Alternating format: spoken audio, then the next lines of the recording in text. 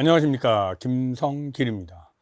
이번 시간에는 전형 유형 관련 용어 해설 두 번째 시간입니다. 각 전형별로 특징과 또 지원 전략에 대해서 살펴보도록 하겠습니다.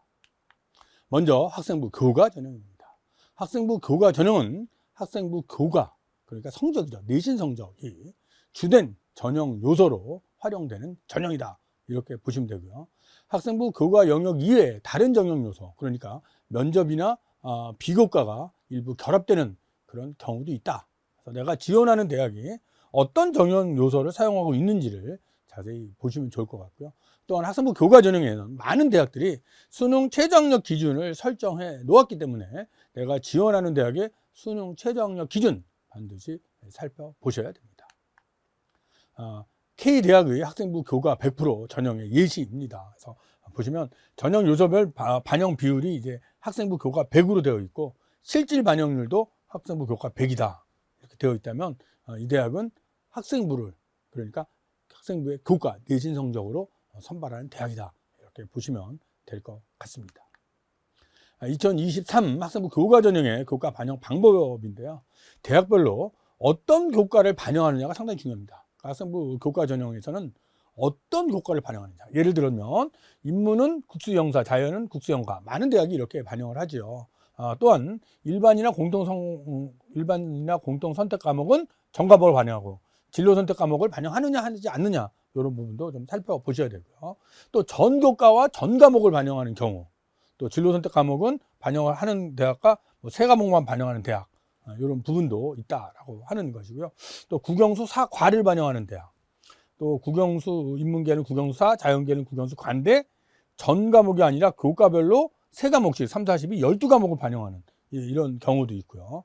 또 계열별로 반영 부분이 좀 달라지는 그런 부분도 있고, 또한 진로선택 과목의 경우는 원점수와 평균을 활용하는 경우도 있고, 또 성취도를 가지고 단선 한산으로 등급을 주는 경우도 있고, 이런 경우가 있다라는 점 보시면 되고요.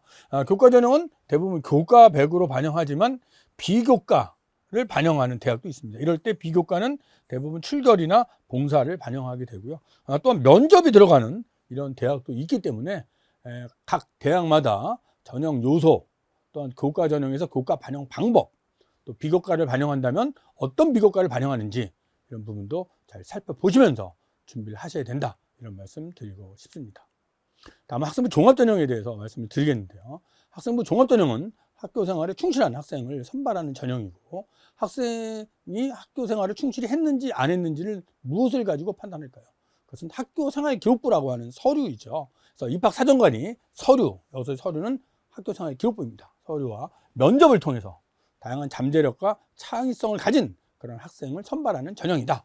그래서 학업 성취도, 소질과 적성, 학업 능력, 전공 적합성, 인성, 자기주도성, 발전 가능성, 학업 의지 등을 종합적으로 평가한다. 그래서 학생부 등의 서류를 평가할 때는 정성적 방법에 의해서 서류 종합평가를 해서 학생을 선발한다라는 점 잘 알아두시기 바랍니다. 입학사정관이 선발할 가능성이 높은 학생은 그럼 어떤 학생일까요? 적극적으로 노력하고 도전하는 자세를 가진 학생이죠. 적극적으로 지원 모집단이 관련돼서 노력을 하는 그런 학생일 것이고요. 학교 생활을 열심히 하면서 다양한 활동을 하는 학생, 경험의 다양성이죠. 그런 학생, 자신의 꿈을 위해서 꾸준히 노력하는 학생, 이런 학생을 선발하려고 한다라는 점 알아두시면 될 것 같습니다. 학생부 종합전형으로 대학에 진학하기 위해서는 일단 적극적으로 노력하고 도전하는 자세를 가지고 열정적으로 활동하라. 가장 중요한 것은 수업 시간에 적극적으로 참여하는 것이다, 이렇게 보시면 되고요. 학교 생활을 열심히 하면서 다양한 활동에 참여하라. 학교에서 하는 여러 가지 활동이 있다면 열심히 참여하라. 관심 분야에 대한 책을 읽는다든지, 관심 분야에 대해서 뭔가 좀 활동을 한다든지, 학교에서 하는 여러 가지 대회를 비롯해서 활동에 적극적으로 참여하는 학생은 입학사정관이 뽑고 싶은 그런 학생일 것이다, 이렇게 생각을 하시면 될 것 같고요. 또 자신의 꿈을 위해서 꾸준히 노력하는 학생, 다른 전형과 달리 학생부 종합전형은 진로와 관련 있는 활동이 학생부에 어떻게 제시되어 있느냐라고 하는 것을 보는 것입니다.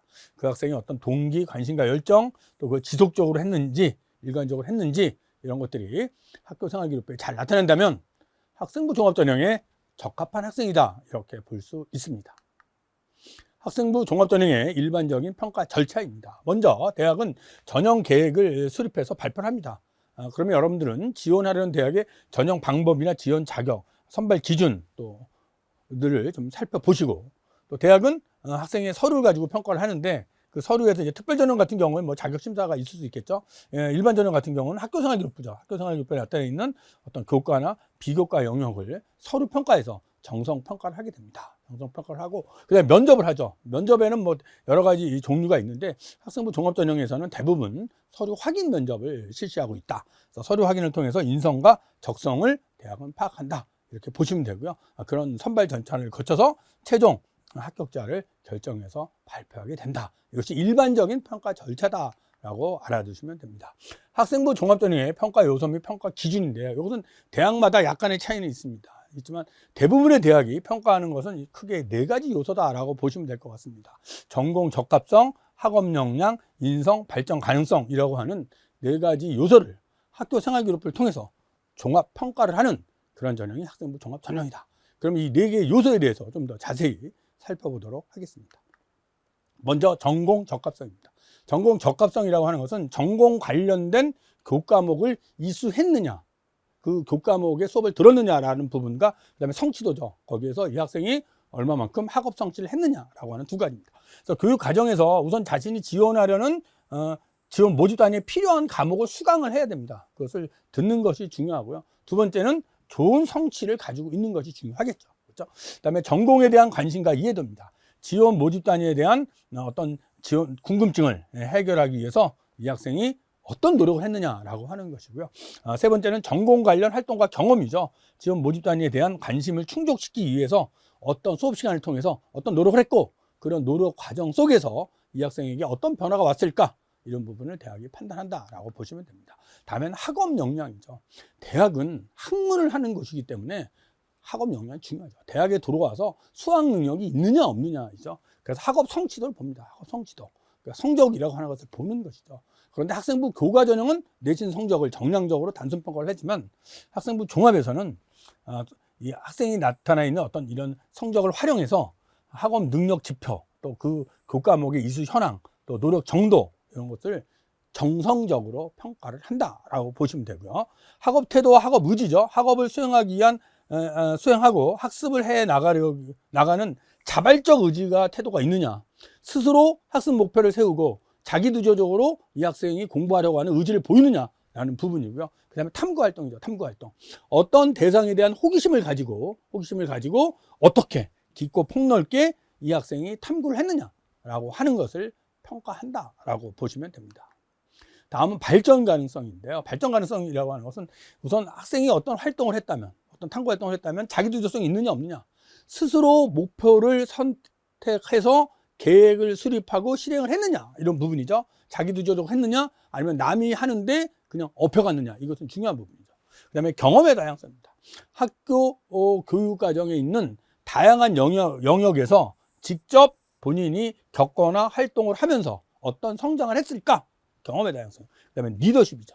공동체의 목표 달성을 위해서 구성원들과 화합 단결을 이끌어가는 역량이 있느냐라는 부분이고요. 또 창의적 문제 해결력. 본인이 창조적이고 논리적인 사고를 가지고 문제를 해결하려는 능력을 보이느냐. 이것이 발전 가능성입니다.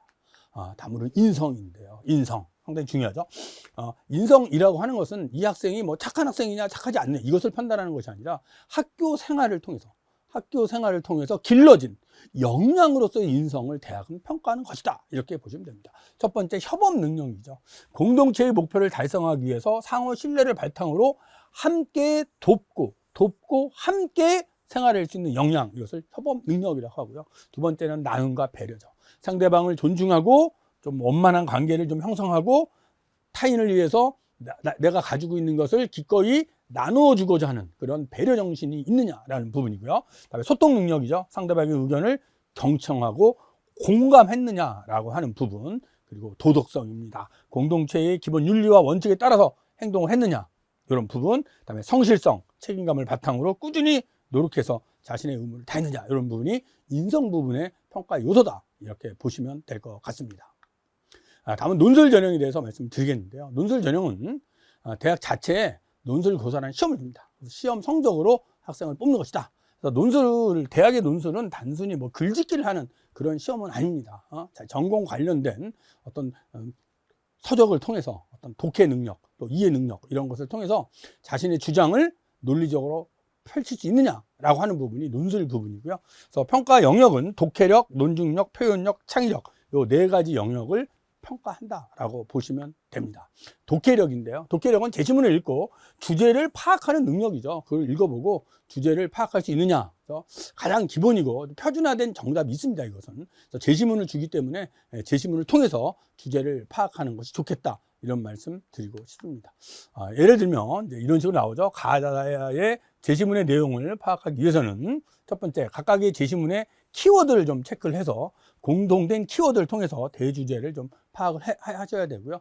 대주제를 이끌어낸 후 각각의 제시문이 어떻게 전개되는지 좀 살펴보셔야 되고, 세 번째는 소주제를 파악하면 전체 제시문의 내용을 이해하는데 많은 도움이 될 것입니다. 다음은 독해력인데요. 독해력. 기출문제의 모범답안을 좀 살펴보기 전에 제대로 이해하고 있는지 제시문을 읽고 주제를 정리하는 연습이 필요합니다. 모범 답안을 통해서 주제 또는 키워드를 제대로 파악했는지 채점하듯이 그럼 비교하고 독해력 정도를 좀 파악해 보는 것이 좋겠다. 가장 중요한 것은 기출문제입니다. 기출문제를 통해서 준비하는 것이 좋습니다.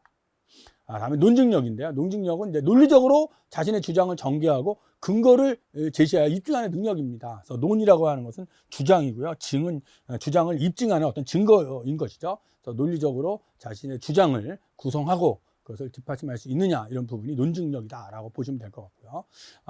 정형화된 그런 답안은 좋은 평가를 받을 수 없습니다. 자신만의 주장을 펼치고 그 주장을 입증할 수 있는 근거를 제시한다면 좋은 평가를 받을 수 있다, 이런 말씀을 드리고 싶습니다.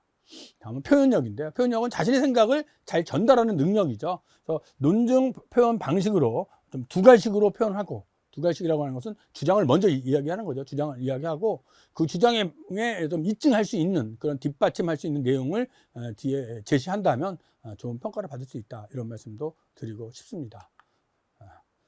단문 중심으로 작성하는 것이 좋겠다. 이것은 이제 너무 길게 자신의 생각을 전달하려다 보면 문장이 좀 엉키는 경우가 있어요. 그래서 단문이라고 하는 것은 주어와 서술어가 한 번씩만 나오는 거죠. 한 번씩만 나와서 좀 간략하고 좀 분명하게 이렇게 표현하는 것이 이것을 채점하는 평가자에게 도움을 준다, 이런 말씀을 드리고 싶고요. 논술 전형은 기출문제를 좀 풀어보시고 거기에 따라서 준비하는 것이 좋은 성과를 거둘 수 있는 방법이다, 이런 말씀을 드리고 싶습니다. 논술 전형의 대학의 전형 예시인데요. 주로 이제 논술 60, 학생부 교과 40 이런 식으로 나와 있는데요. 학생부 교과 반영률이 한 40% 정도 되지만 사실은 논술의 변별력이 더 큽니다. 그래서 교과의 영향력보다는 교과에서의 두 등급의 차이 정도는 논술 고사라도 충분히 역전할 수 있는 것이 논술 전형이다, 이런 말씀도 드리고 싶습니다. 학생 여러분, 지금까지 각 전형 유형의 특징과 그 전형 유형별 어떤 지원 전략에 대해서 살펴보았는데요.